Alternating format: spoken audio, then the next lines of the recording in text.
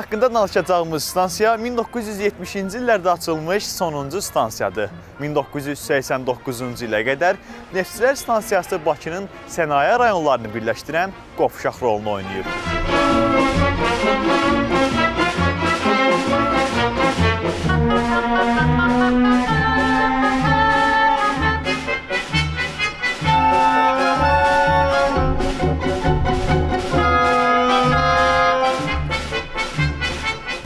Stansiyanın adı məşhur Bakı neftçilərinin şərəfinə qoyulub. 2016-cı ildə stansiya təmir olunarkən burada neftçilərin əməyini, Bakı neftinin tarixdə rolunu və ümumilli lider Heydər Əliyevin bu peşə sahiblərinə verdiyi dəyəri əks etdirən panolar stansiyada öz əksini tapıb. Bir məqamda diqqətinizə çatdırım ki, Ulu Öndər Heydər Əliyev bu stansiyanın açılışında iştirak edib.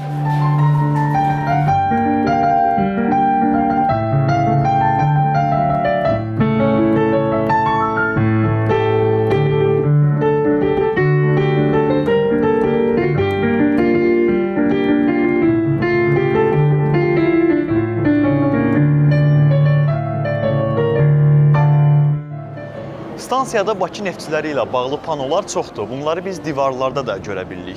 Ümumiyyətlə, Bakı nefti istər keçmiş dövrlərdə, istərsə də müstəqillik illərində Azərbaycan üçün çox böyük önəm daşıyıb.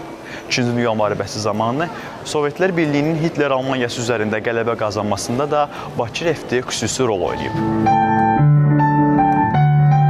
Belə ki, İkinci Dünya müharibəsi zamanı iş günü 12 saata qaldırılmışdı. Bakının Ramana, Zabrat, Sabunçu, Buzovna, Maşdağa, Balaxanı qəsəbə və kəndlərində neftçilər durmadan işləyirdi. Mənbələr göstərir ki, 1901-ci ildə Rusiya imperiyasına hasil edilən neftin 91,5%-i Bakının payına düşürdüsə, müharibə illərində Bakı ölkə neftinin 75%-ni, benzinin 85%-ni verirdi.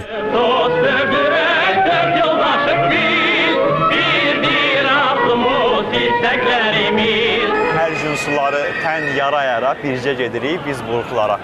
Tofiq Quliyevin Dostluq mahnısı və ya neftçilər haqqında adı ilə tanınan bu musiqidən bir parça elə stansiyaya çatan qatarlarda səslənir. Hər vaxt sədaqət suarımızdır, ayrılmaz dostlar biz, mükəmməl bir qüvvəmiz, qarşımızda baş əyir, mavi dalğalı dəniz. Əziz Bakılılar və şəhərimizin qonaqları, bu həftə sizlərə Neftçilər stansiyasından xəbər verdik.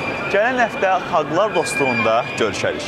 Hələlik. Mavi dalğalı dəniz,